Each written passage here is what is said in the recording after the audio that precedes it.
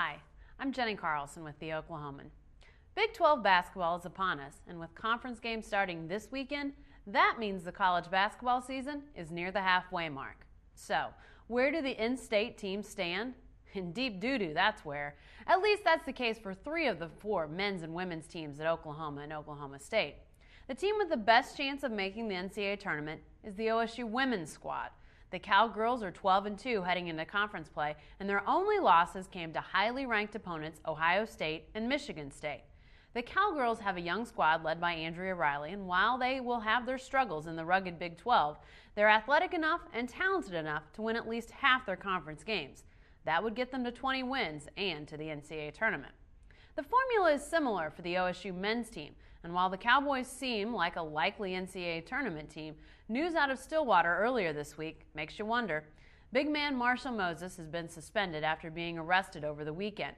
The team's leading rebounder and third leading scorer faces complaints of driving under suspension and possession of marijuana and drug paraphernalia. Also, little-used big man Ting Acole has left the team, and while he hasn't played this season, he drew rave reviews from Cowboy coach Travis Ford during the preseason. Now, a potential backup is gone. The Cowboys find themselves in turmoil just when they need to be getting their act together.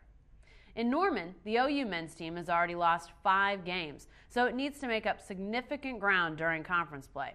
That won't be easy, especially considering how erratic the Sooners have been during non-conference play. How they fare the rest of the season depends largely on Willie Warren. The sophomore is a super talent, but his performance has been wildly inconsistent. If he plays well, the Sooners have a chance to make the tournament. If not, that will be tough. It will be tough regardless for the OU women's team. The Sooners were going to have a rough season with a small roster and the departure of the Paris twins. But after they lost their best player, Whitney Hand, to a knee injury, the level of difficulty skyrocketed. Winning games in the Big 12 will be difficult, especially in the super competitive South Division.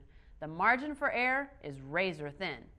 The truth is, all 4 of the in-state teams have a small margin for error.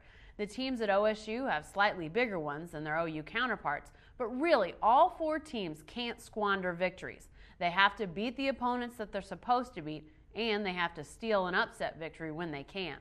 Time for these squads to start conference play. Time for them to get to work. I'm Jenny Carlson with The Oklahoman. Let's see it.